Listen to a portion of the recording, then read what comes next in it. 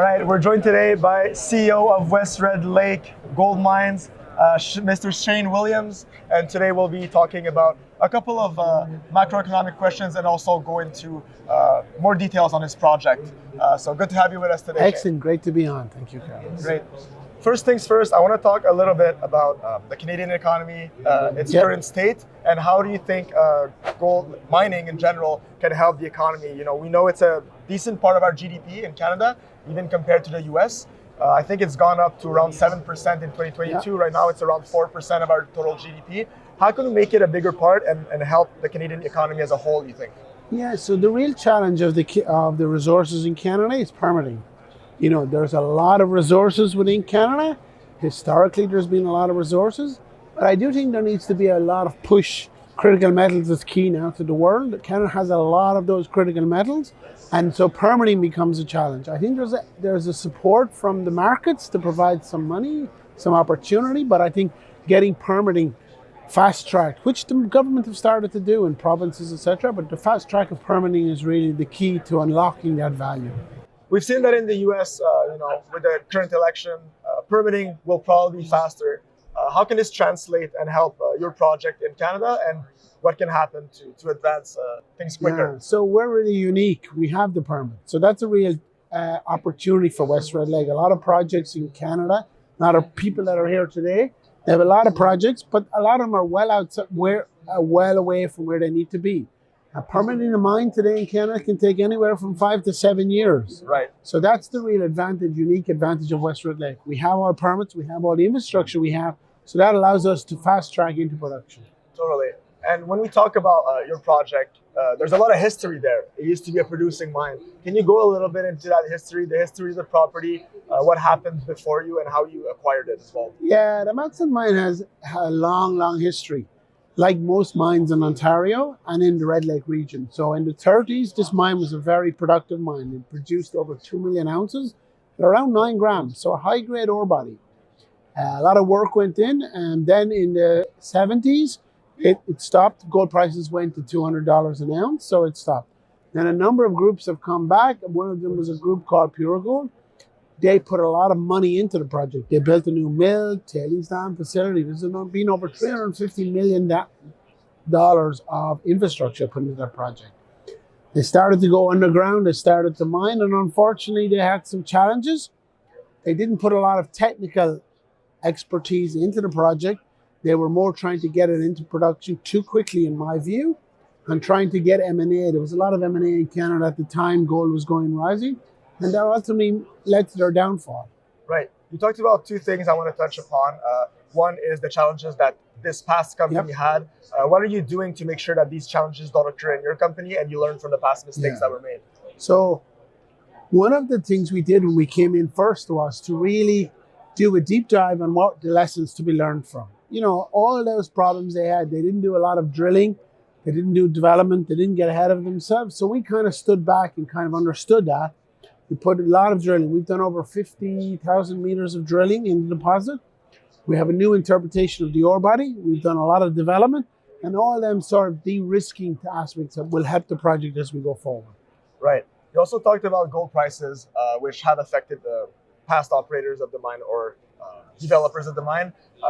Where do you see gold prices right now? You know, they're heading towards hopefully $3,000 an ounce. What are the macroeconomic impacts that this has, and why is gold so high right now, and how does it reflect our current status economically? Yeah, so there's a lot going on in the world politically. You know, there's a couple of wars with Gaza going on. There's the Ukraine conflict. There's a lot of governments. There's Trump in the US. There's a lot of uncertainty, and gold tends to rally in uncertainty. There's also the US dollar potentially going to decline over the next number of years. Right. A lot of central bank buying of gold. So there's a lot of macro things going on that I believe will drive gold towards that $3,000 an ounce. And in Canada here, you know, you have the currency is under pressure with the US versus Canada.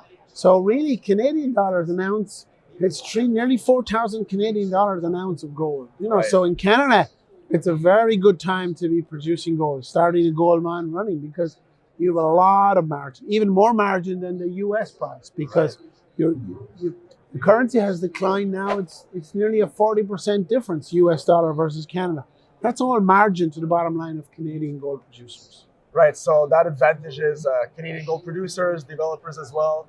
And I know it's funny, some people think opening a mine, anyone can go and do it. I help a lot of mining companies, and I've gotten asked the question before, why don't you just go and try and open a mine yourself? I'm like, okay, you don't understand the capital implication that it takes and the amount of capital. With that in mind, because it's a capital intensive business, you need to look at your numbers right. And you've done recently your pre-feasibility study.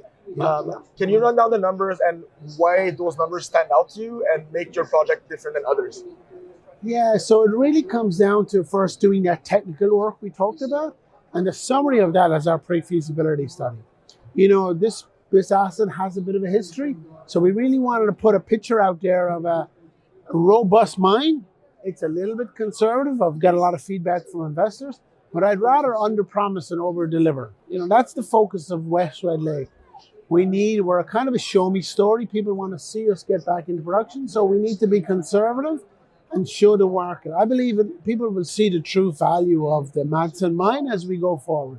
So all that needs to be done. And then there's a lot of work on the ground. We have 160 people on the site at the moment. A lot of focus on people want to make this a success. So it's a good time to be starting the mine. There's very few gold mines today in Canada that are going into production in 2025. Right. So your goal is really to reopen the mine.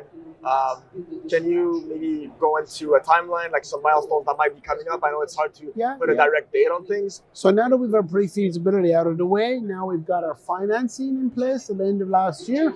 There are two big milestones.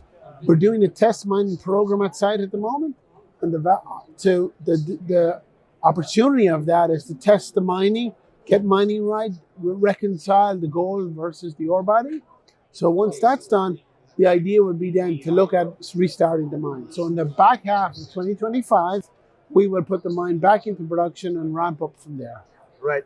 And can you go a little bit into the difference, between buying gold versus getting involved or investing into a company like yours? So it's two characteristics really. Buying gold is a good hedge towards inflation, money supply, but you don't really get leverage to that gold. You own gold, it's more of a safety haven asset.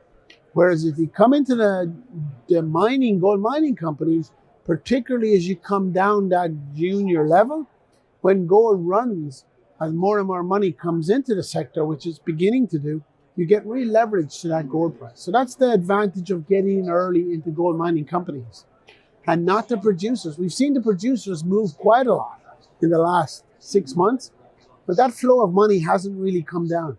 But when that flow of money comes down into the junior producers, that's where you get real leverage. You get 50, 70% moves, Bitcoin sort of moves, crazy Bitcoin market moves, because the market is so small. So far, the difference between the price of gold and the value of the producers and the juniors is huge. So when you get some money, it's like, people explain it, it's like a flow of water coming through a funnel. So much money going in there that it just flows in and all these companies rise up. We're not there yet. It's a great time to be investing in junior mining. Right. There's a little bit of a lag between those. There's always a lag between gold prices going up and the value of the companies going up. And it's taken a little bit of time now, but if there's issues with the Trump election, the stock market in the US, all those issues, people will turn to hard assets, which is gold and the gold mining equities. Right. There's a lot of macroeconomic factors. There's a lot of macroeconomics driving that. And it's only a matter of time. And you need to be in now, positioned in now, because you don't want to miss that uptick. Right. And we did talk about, in the pre-feasibility, what was the price of gold that you used? Yeah, so the price of gold for the reserve was only $1,680, which is a big difference. And for the modeling of the economics was 2,200. So, today we're at 2,600 and going higher. So you have a lot of upside in that. So economically, it made sense at those prices, and you probably had a margin remember we started this a year ago, this study. Right. So, it was a different time. We wanted to be conservative. So even as we've come towards closer, there's a lot of conservatism and there's a lot of upsides. Right. So if you take gold companies will grow, we will grow because we're conservative and we're in production. So there's three headwinds really. that are really going to invigorate West Red Lake as we move forward. Yeah, and as you said, you already have your permit. You're obviously not grassroots. You're a bit more advanced than most companies, and you want to really get into production. What type of jobs will this create, and how will this help the community around West Red Lake? So there'll probably be around 300 jobs created around Red Lake. Typically in mining, they say that for every one direct job, it creates 2 indirect jobs. So, you know, that's 300 jobs, that's 600 people. So there's, you know, there's a lot of people locally. Most of our people live locally, they earn income locally. You know, so that's good for the communities of Red Lake. We also have our First Nations partners, which we have a very good relationship with.